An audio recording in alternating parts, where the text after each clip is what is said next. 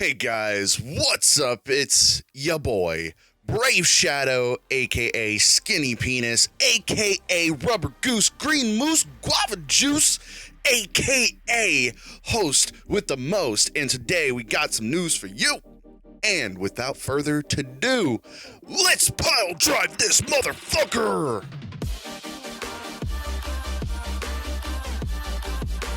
Straight up, just looking at this, we got some news regarding the Xbox prototype, so the dev kit.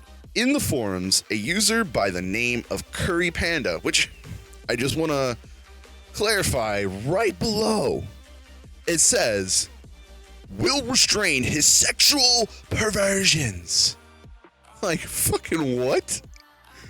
What is that? So lost. I'm just like, okay.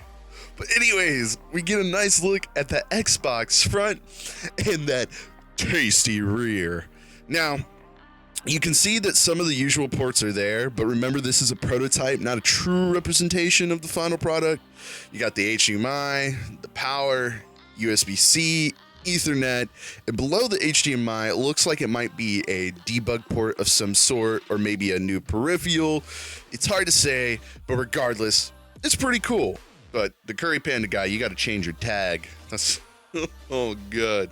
Now, continuing on the train of Xbox rumors, leaks, etc., there's been no shortage of them. So right now we're on Reddit looking at a post, and this Redditor says he has some kind of insider who's on the Xbox marketing team. So let's just look into this. So point one that he has is that Microsoft is buying a Japan studio, hence that it may be From Software. Now, this is strategic for two reasons. One, Xbox sells poorly in Asian countries, especially Japan. So acquiring a company whom does well in Asian markets to create games is great. Another reason why this would be smart is it makes sense because it's From Software. I mean, you got Dark Souls, Sekiro, Bloodborne. Do I really need to say more? These are great selling franchises and has a dedicated fan base. Passionate gamers who, if it came down to it, may just buy an Xbox just for whatever From Software makes. Not to mention, Xbox released the Elden Ring trailer at E3 last year too, which happens to be a From Software game.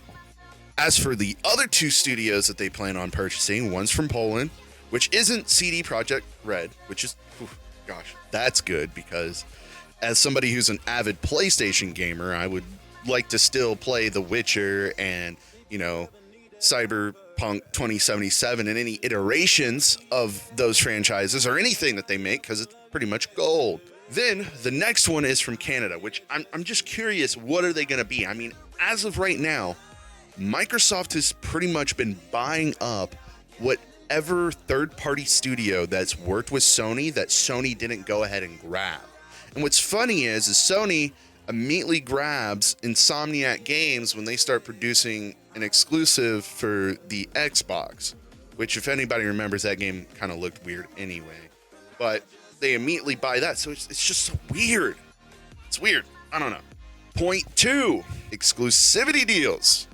Rocksteady's new game will have exclusive content. What is that game? Nobody knows. So, I mean, if it's a cool looking game, then yeah, having the exclusive content is going to be noteworthy. But because we don't know what it is, I can't really say much on that. Now, this is where it gets juicy. Cyberpunk 2077 and a new Witcher game will have exclusive content. Motherfuck. God damn. Just fucking Microsoft just throwing that money. Just fucking So the next thing is unveiling Quantum Dream's new game. Now, I'm going to touch on this later because I have something that kind of supports that this could be true. Now, on top of that, then having several additional deals with Rockstar, Ubisoft, EA, and a lot of indie studios. So it legit sounds like they're pulling a Sony this current gen, like what Sony has done this current gen, working with indies, working with those third parties, getting a lot of third party exclusive content, stuff like that, right? Microsoft has learned their lesson, and this is apparent. If all of this is true. If it's not, then Sony might just win another generation. Point 3, and this is mainly about launch titles. So you got Halo Infinite, which is already being rumored to be a pretty good game. You got Forza Motorsport 8 and Perfect Dark. Now, Perfect Dark, that is a fucking throwback. So not only do you have the people who are wanting, diehard Halo fans who want Halo to be good again, you have, the Forza Motorsports people, like, ooh, I think the wings. And then you have people who are like old school, which I'm starting to jump into that pool because I remember Perfect Dark. So it's like, boom, you're pulling me in with that, So 3 launch titles, it's pretty good. And you have Halo on the forefront, as somebody who's an avid PlayStation gamer who can at least admire and respect the competition. This makes me want to go out day one and get an Xbox, especially when it's backwards compatible. But let's continue on with the news. So it says here that November to April, somewhere around there, we'll have a Fable game. So in that same year, if that's the case, holy shit. House of Thieves, which is another exclusive, a AAA open world RPG, another exclusive, third-party stuff. Then this is what's also really cool. You got the debut of Assassin's Creed Ragnarok, which we've been hearing rumors about that, for February 14th, 2021. So we got some time to sit on that. Rocksteady new game, which we mentioned before, which will have exclusive content. Mafia 4, March 3rd, which I'm not really into those Mafia games.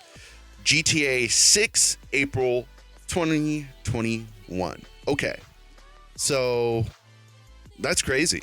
So this continues to hit home that they are looking at popular titles, popular developers, and using the fact that Sony won't be at E3. These two things combined is a double threat.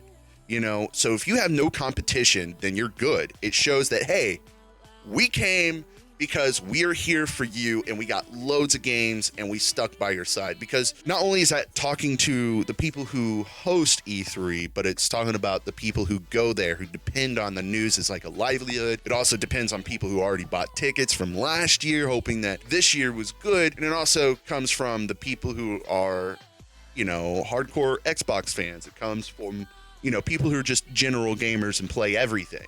Try to sidetrack too much, but E3 was like Christmas and, I don't know, the Super Bowl and Hanukkah and whatever religion you celebrate. And in the New Year's, all combined for a gamer at least. This is where all the big names are coming together. So it's like over the years, it's been dying. People have been leaving. Microsoft's like, I'm going to hold up the roof. I got this. So it's just really interesting to see how they're doing this. But let's continue on. Then he proceeds to wrap it all up and say, take it with a grain of salt. Some of it may be lost in translation. Like, what? Either, your friend's telling you this stuff, and then if you're not getting something correct, or if you're not filling in the blanks, you could just ask him, be like, wait, is it something like this? Maybe he'll hit you with the, I don't know, you never know. And then it's like, if he says that, then obviously but I don't know. This is where leaks are weird, and you have to take it with a grain of salt when they say take it with a grain of salt, but at the same time, there's something I want to touch on that actually is going to support some of the things that we've seen here today. So, as the validity of these comments, the leaks, you have Spill Fencer's tweets about visiting studios in Japan, so that kind of supports buying a studio in Japan. Not only, but IGN's coverage of Quantic Dreams, basically the lead saying, hey, we got a lot of surprises. Well, what would be a surprise if Quantum Dreams, who's always been on a Sony stage, comes up on a Microsoft stage? So these are only little hints to kind of support only bits and pieces of this. So it's not supporting everything, but it's kind of saying, hey, there's some validity to what is being shared here. But I digress. Now, on to other news. According to an industry insider, Sony is working on a new horror game. Now, obviously, this is to be taken also with a grain of salt. So I'm going to throw a few more grains onto this, as a certain someone has some interesting posts as of late. A day before this insider posted that on Twitter, Kojima, the creator of Metal Gear series and also the game Death Stranding, was visiting PlayStation HQ.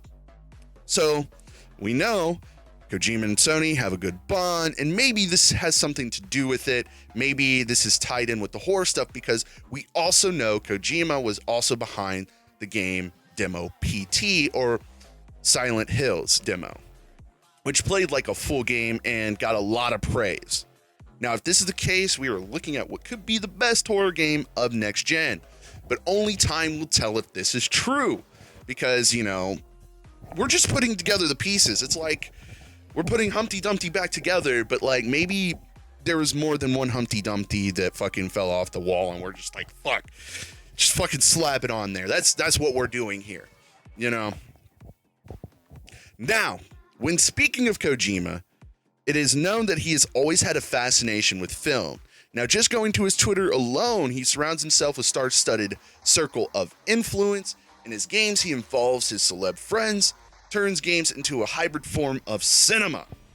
Though, he wants to broaden the horizons and create actual films. Now, imagine watching a Kojima production film. Now, honestly, playing any of his games, you've probably already been doing that. So, based off of how long some of his cutscenes were, if I'm correct, I think the Death Stranding has like an ending cutscene of like an hour, 2 hours, something crazy like that. I haven't even played the game. I've heard inklings of the game. I've heard things, okay? I've heard things.